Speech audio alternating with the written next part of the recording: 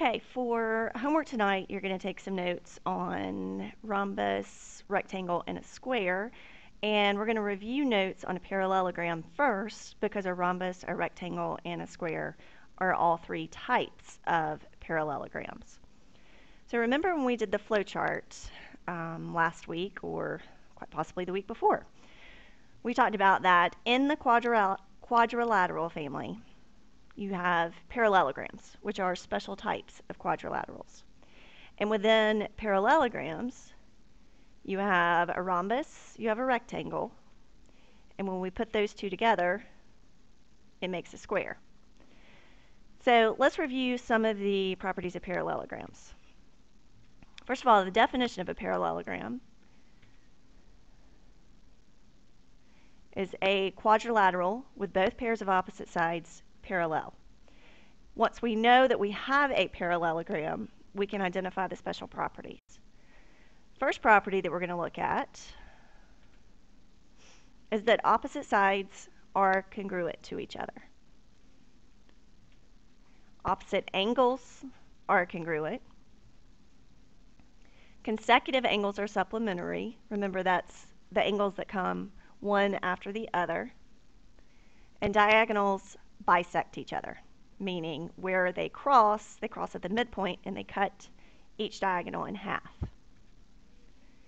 We also looked at in section 6.3 how to know if we have a parallelogram. So this would be where the directions do not indicate or tell you that you have a parallelogram. They ask the question, is this a parallelogram? And for each of these properties, if they just give us that one property, that's enough information to tell that we have a parallelogram. The first one is both pairs of opposite sides are parallel. They have arrows on both pairs of sides indicating parallel lines, then that's a parallelogram. Or if they just tell us that both pairs of opposite sides are congruent to each other. If we know that both pairs of opposite angles are congruent, that alone is enough to tell us we have a parallelogram. And if they tell us that diagonals bisect each other, that's enough to tell us we have a parallelogram. And then our last property, if they give us this in a parallelogram, is if they give us that one pair of sides are both congruent and parallel, that is enough to tell us that we have a parallelogram. So this was all quizzed on today, and now we're going to dive a little deeper into a rhombus, a rectangle, and a square. Let's go back to what our definition of a rhombus was. It's an equilateral quadrilateral. So if I have a four-sided figure and all four sides are congruent, I know immediately that I have a rhombus. And a rhombus has two special properties. In addition to all the properties of a parallelogram, the diagonals bisect the interior angles, and the diagonals are perpendicular to each other. So let's look at this in a picture. So if we have this rhombus with the diagonals, and it says diagonals bisect the interior angles, what that means is you get four congruent angles across from each other.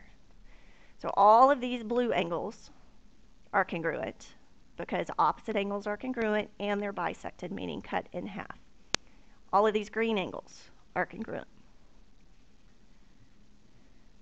Diagonals being perpendicular means we've got a right angle right here, which is ultimately going to give us four congruent triangles. And we'll look more at that when we dive into the practice problems.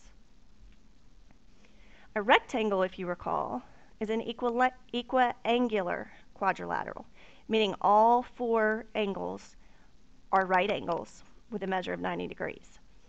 A rectangle, in addition to all the properties of a parallelogram, has one additional special property, and the diagonals are congruent to each other. So if I have a rectangle, the diagonals are AC and DB. If it is a rectangle, that means they are congruent to each other. They are also bisected, so what we're going to look at tomorrow is that all four of these little pieces that are made when they're bisected are congruent to each other. And finally, we have a square. A square is an equilateral, equiangular quadrilateral, meaning all the angles are the same and all the sides are the same. A square, because it's a parallelogram, is going to have all the properties of a parallelogram and all the properties of a rhombus and all the properties of a rectangle. So if I have square ABCD, because it's a rhombus, all the angles are bisected and the diagonals are perpendicular. And because it's a rectangle, all these pieces are going to be the same because the diagonals are congruent and they are bisected.